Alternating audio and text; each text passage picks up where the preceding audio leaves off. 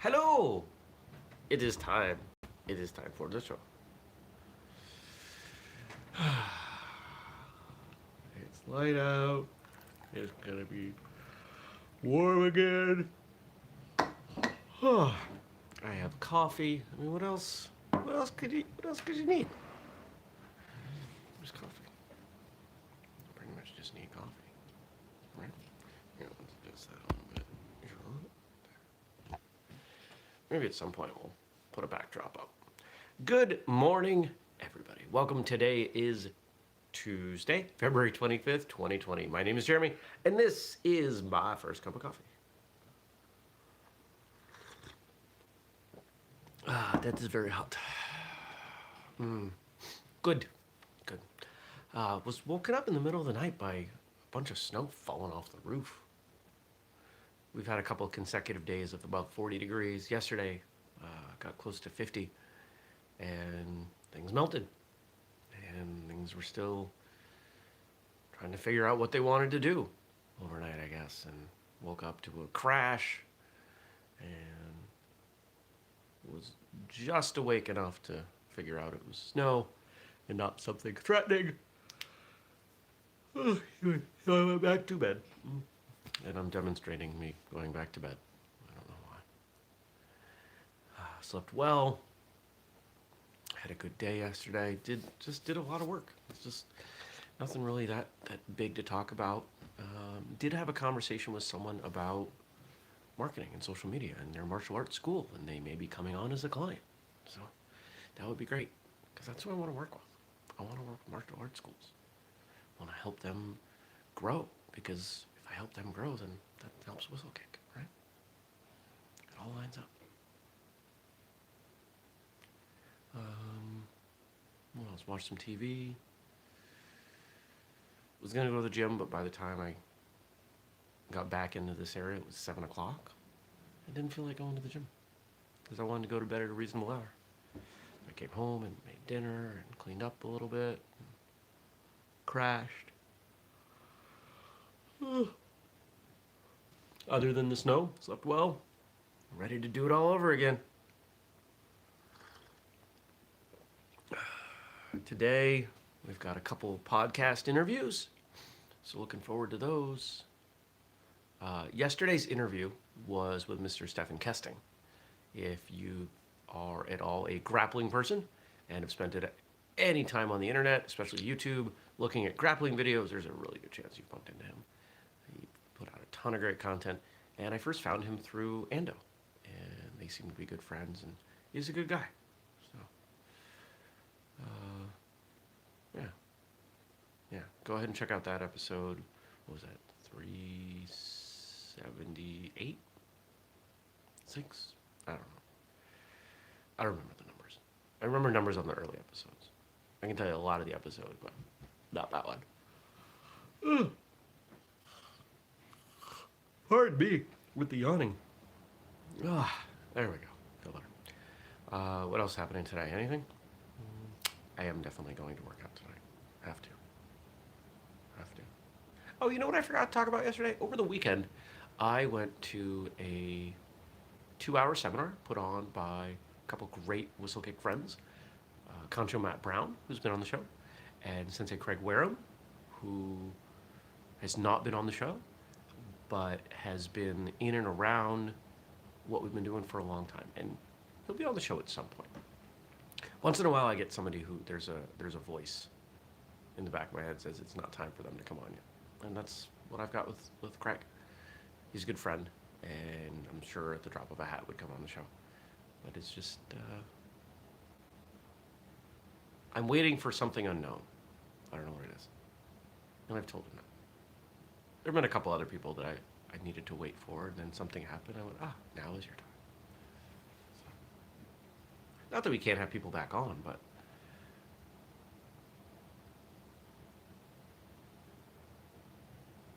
yeah. But that was a lot of fun. Craig taught some Kung Fu, and Matt taught some joint lock stuff that related. The two things related to each other, and it was a lot of fun. And that was at a third friend's school, April Pettingill. She's been on the show.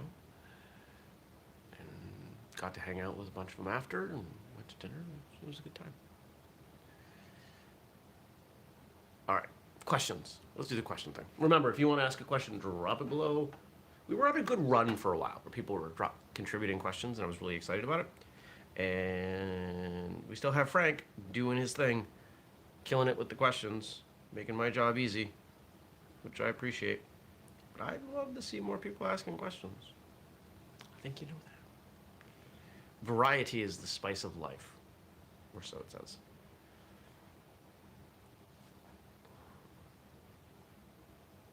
All right, boom. Here we go. Nope, those were yesterday's. There we go.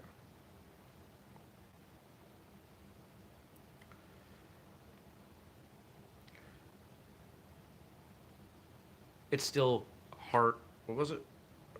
American Heart Awareness Month. So we got a few more questions related to the heart. What role do you suppose stress plays in heart health? I'm not sure how stress becomes an issue for the heart. Stress becomes an issue for the sympathetic versus parasympathetic nervous system. Stress affects the, if I'm getting it right, the sympathetic nervous system. And when you are stressed, your body prioritizes having energy to move and run and jump and things like that. It does not contribute as much energy as it should to digestion and recovery.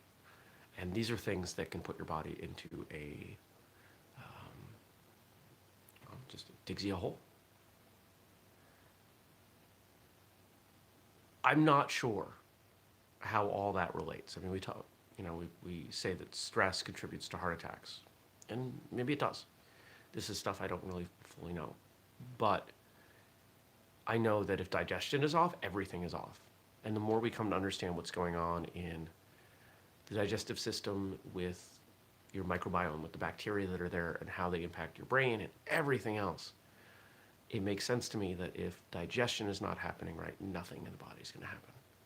You're not going to get the nutrients you need. You're not going to recover. You're not going to get anything.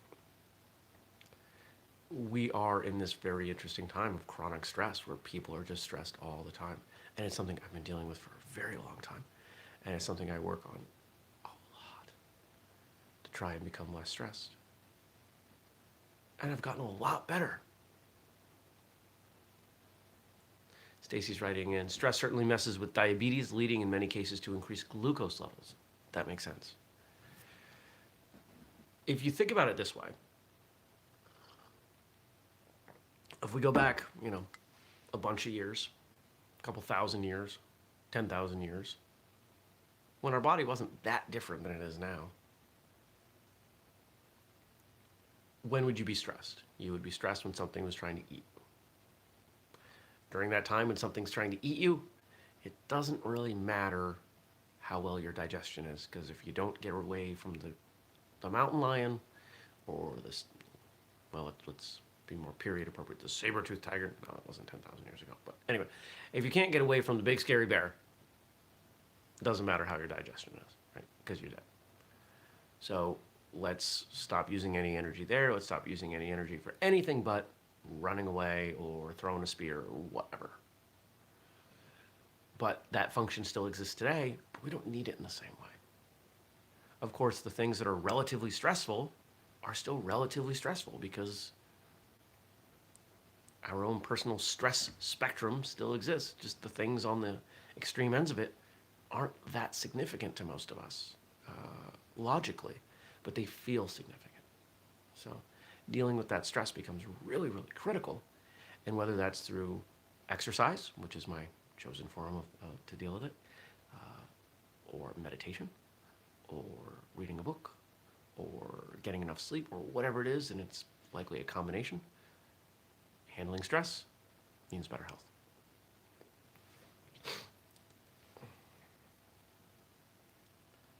What about reducing salt intake for heart health?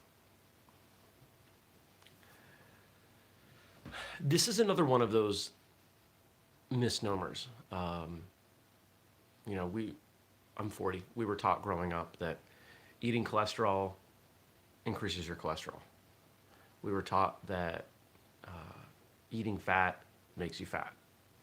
And we've come to learn that these things are not true. In fact, the science on that was fabricated, etc. Salt is similar. We need salt. Most of us get enough salt if we're eating packaged foods. Might not be the best salt, but that's okay. It's still salt. Salt is essential for nearly every biological function in the body. And if you look back to the Middle Ages and traders and long journeys, whether it be by foot or boat, people were carrying generally two things that had a lot of value: salt and pepper. Why? Pepper increases absorption of nutrients, and that's a pretty significant thing. Tastes good too, right? Salt, similarly, tastes good. But if you think about where you would be unless you're eating fish, so if you're inland and where are you getting your salt? You're getting it from meat, but meat isn't always easy to carry. Meat isn't always easy to transport. And honestly, I don't know what the sodium level in meat is. I know that traditionally, what's one of the ways you attract animals, if you're going to be, if you're trying to get them to come around for hunting purposes, you put out some salt. A lot of farmers will put out salt for cows. We are instinctively driven to consume salt because salt is such a necessary thing. Now, can you overdo it? Yes. Do I know where that line is? I don't. I haven't done that research. I know that I have experimented with adding more salt back into my diet at two different times. First, in the morning, I have a big glass of water when I first wake up, and I put a little bit of salt in that. And interestingly enough, it doesn't mess with my stomach. As strange as it sounds, without the salt, having a big glass of water first thing in the morning, my stomach was like, hey, this is just too much to deal with. Throwing in a little bit of salt completely changed that. So I do that. I will also, I've done some experimenting, not enough to really make any claims about it, but I've read that if you have inadequate sodium, it can, let's see, how do I say this? Without enough sodium, you're more likely to wake up because you got to pee. So if you're someone who is a chronically out, what I mean? If you got to get up a couple times a night to use the bathroom, you might want to try a little bit of water and a little bit of salt at the end of the day. That might help. Salt is not bad. We need it. If you eat processed foods, there's a good chance that there's a lot of it in there. And it wouldn't be a bad idea for you to just go through and kind of track how much salt am I getting in a day. And then check out some research and see, what are people saying? How much salt do we really need?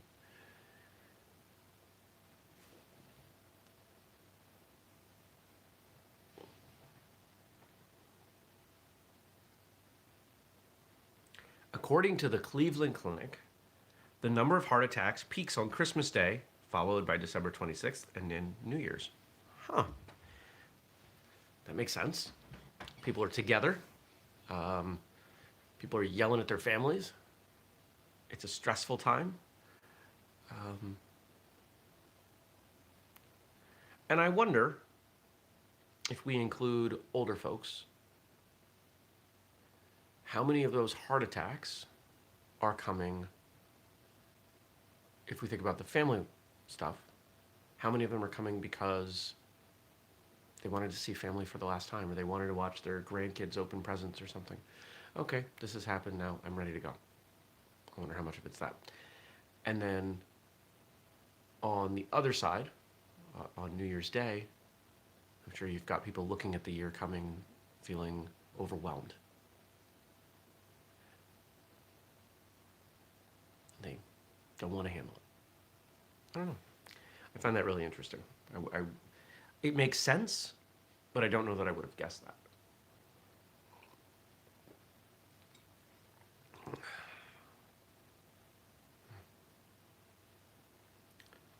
The heart's an interesting muscle. And fully understanding the heart requires a level of medical knowledge that I don't have. I haven't done the research. Probably not going to do the research. Why? Because I believe that the things that I'm doing will keep my heart healthy. You know, exercise, decent food. No, I eat better than decent, good food. And beyond those two things, there's not a lot that I can control. There's a strong genetic element in there. I can't change that, so I'm not going to worry about that. I don't take medications, so there's nothing that I have to worry about with interactions or whatever. See what happens. I got a couple years left. Hope so. That would be the worst live stream ever, wouldn't it? Sitting here talking to you, drinking coffee, and I just fall over dead. Wonder how long the show would go before YouTube shut it off. I don't know. I think it would probably just reach whatever its timeout is. I forget what the maximum is. I think it's 2 hours. At one point, we researched this. I think it was 2 hours, but I could be wrong. Well, there's a weird note to end the show. I have homework for you in just a second. All right. How about this? If you haven't subscribed and turned on notifications for the Whistlekick channel, of which First Cup is a part, please do so. Because we do this show every weekday morning at 6:30 a.m. Eastern. But we also bring you other stuff like Whistlekick Martial Arts Radio, Mondays and Thursdays. If you want to support the show and all the work we do at Whistlekick, go to whistlekick.com. Make a purchase. Use the code FIRSTCUP15 to let us know that, hey, you watched this show. Or if you want more content, patreon.com/whistlekick and contribute $5 a month and we'll give you even more stuff, more content. Blog posts and audio, and $10 a month gets you video, and more and more and more. There's more coming all the time. If you have a question or a comment or something that you want to contribute to the show, please drop it below and I will respond to it tomorrow. Now, for your homework.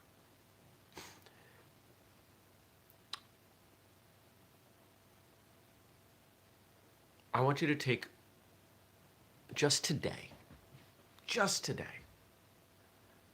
I want you to make a list of everything you eat. And then I want you to look at it and see how you feel about it.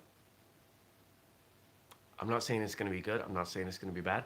I'm not saying you should change a thing, but you should be aware of what you eat. We all have more than enough knowledge on what to eat and what not to eat. What we should eat mostly and what we should eat less of. Are you being honest with yourself? By writing it down, it kind of forces you to be honest. It doesn't have to be on paper. It could be on your phone or something. Just observe. And then see how you feel about that observation. If you look at it and go, yeah, well, maybe it's time to make a change. If you look at it and say, yeah, I'm good with that, then keep doing it. I hope you have a fantastic day, and I'll see you back here tomorrow. Take care.